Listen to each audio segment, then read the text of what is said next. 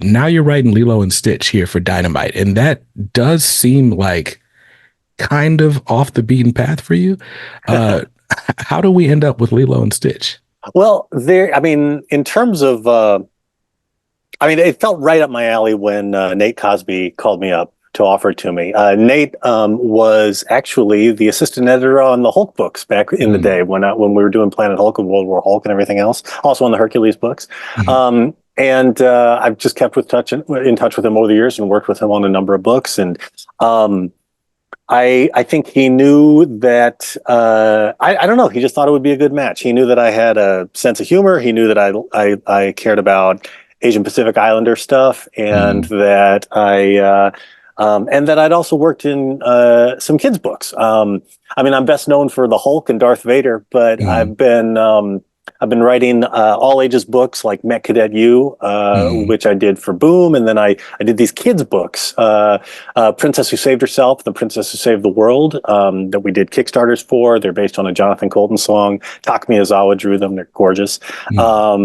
And you know, so I'd been doing this kind of stuff. I also did some middle grade Stranger Things books of all things. It kind of cracks me up because Stranger Things is essentially like R-rated, right? But Right. did these kids books, about, you know, middle grade books, comics, because kids watch the show. Yeah. I mean, it reminds me of back in the day when I mean, I'm Gen X, so I was like when I remember when Alien came out, the movie Alien, they were making kids toys, you know, like Right. Alien kids toys, and kids supposedly weren't supposed to see that movie, but of course they were.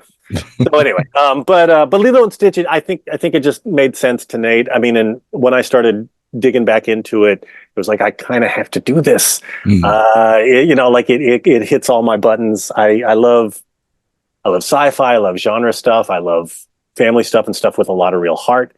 And Lilo and Stitch has all that. And I love stories which have representation of some, you know, some different kind. And you know, back in the day when Lilo and Stitch came out, it was my favorite. I mean, it remains my favorite of the modern Disney movies, animated movies. And so it was amazing. One big thing from the beginning, though, was that I knew I'm Asian American. I'm half Korean and half white. So, but I'm very comfortable writing East Asian American characters, right?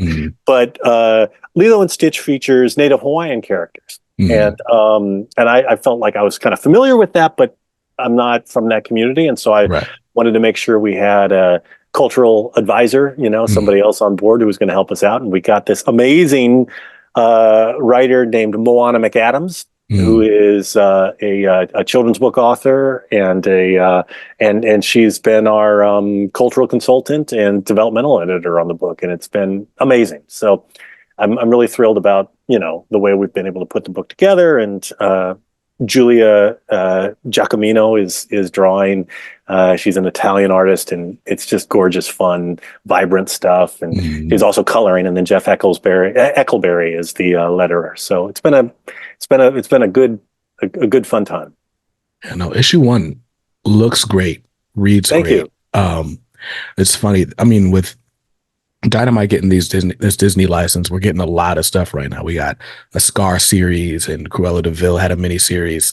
Maleficent had one, and it's kind of like mileage varies on how well you can tolerate, you know, more iterations of the Disney characters. Like I remember Aladdin had the animated series. Like it seemed like everything had animated series. Yeah. One of the ones that I liked the most was the Lilo and Stitch animated series, where it was like Stitch was experiment 626. And so the whole premise of the show is, well, what happened to the other experiments leading up to him? And so every episode is like trying to capture some loose alien experiment. And it was just hijinks ensue.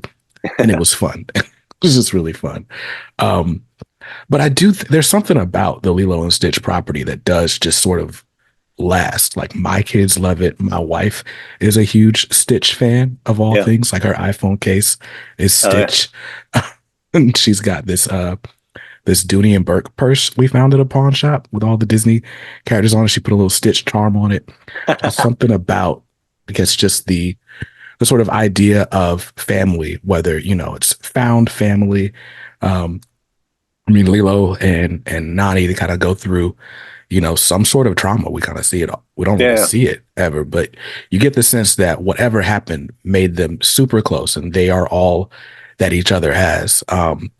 And as this book picks up, we've got a sort of extended family even around them. But family is such a central theme of the Lilo and Stitch franchise. And I imagine that would draw anybody to that sort of property. Yeah.